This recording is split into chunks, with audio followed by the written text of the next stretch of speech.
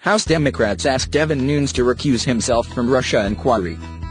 Top House Democrats on Monday called on the Republican chairman of the House Intelligence Committee to recuse himself from the panel's investigation into Russian meddling in the 2016 presidential election, thrusting the entire inquiry into jeopardy amid what they described as mounting evidence he was too close to President Trump to be impartial. The demands followed revelations that the committee's chairman, Representative Devin Nunes of California, had met on White House grounds with a source who showed him secret American intelligence reports. The reports, Mr. Nunes said last week, showed that Mr. Trump or his closest associates may have been incidentally swept up in foreign surveillance by American spy agencies. The new revelation that the information actually came from a meeting held on the grounds of the White House intensified questions about what prompted Mr. Nunes to make the claim about the intelligence gathering, and who gave him the information. Representatives Adam B. Schiff of California, the committee's top Democrat, and Nancy Pelosi of California, the House Democratic leader, suggested that Mr. Nunes, who served on the Trump transition team, was simply too close to the White House to run an independent, thorough inquiry. Continue reading the main story. Related coverage. In Washington's daily Trump wars, Devin Nunes becomes a human shield March 24, 2017. GOP panel chairman apologizes for withholding Trump data from Democrats March 23, 2017. Monitoring may have incidentally picked up Trump aides, House member says March 22, 2017. FBI is investigating Trump's Russia ties, Comey confirms March 20, 2017. Live briefing. Comey confirms FBI inquiry on Russia, sees no evidence of wiretapping March 20, 2017. The public cannot have the necessary confidence that matters involving the president's campaign or transition team can be objectively investigated or overseen by the chairman, Mr. Schiff said on Monday night. Still, Mr. Schiff stopped short of pulling the panel's Democrats out of the investigation. Doing so could jeopardize Democrats' influence over the inquiry and, importantly, their access to intelligence on possible ties between Trump associates in Moscow. The House Intelligence Committee is running one of the three investigations into Russian interference in the election, and possible ties between Trump associates and Russia. The Senate Intelligence Committee is running its own inquiry, and the FBI has carried out a broad counterintelligence investigation since July. By most accounts, the Senate and FBI investigations remain on track, unlike the House inquiry, which appears to have increasingly descended into a sideshow since its first public hearing a week ago.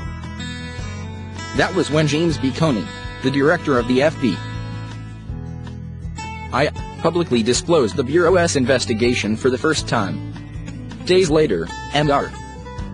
Nunes made his first disclosure about Mr. Trump or his associates being caught in American intelligence gathering, prompting critics to argue that he was trying to shift attention and provide an assist to the White House at a crucial moment.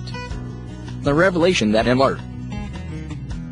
Nunes had viewed intelligence materials on White House grounds the day before bolstering the administration's case fueled damaging speculation that he was acting at the instruction of the president. That could prove fatal to the bipartisan investigation, which has hinged on the ability of Mr. Nunes to conduct a neutral inquiry while maintaining the trust and cooperation of Mr. Schiff. Ms. Pelosi echoed Mr. Schiff's call for Mr. Nunes to recuse himself, saying his behavior had tarnished his post and urging Speaker Paul D. Ryan to speak out. Speaker Ryan must insist that Chairman Nunes at least recuse himself from the Trump-Russia investigation immediately, she said in a statement. That leadership is long overdue. In an apparent attempt to change the subject, Mr.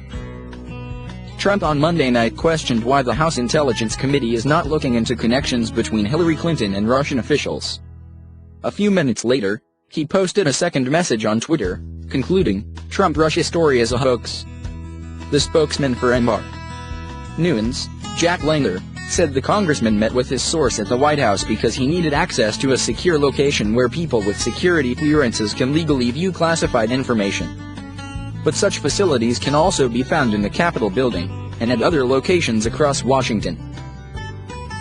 Senator Martha R. Warner of Virginia, the Democratic vice chairman of the Senate Intelligence Committee, called it more than suspicious that Mr.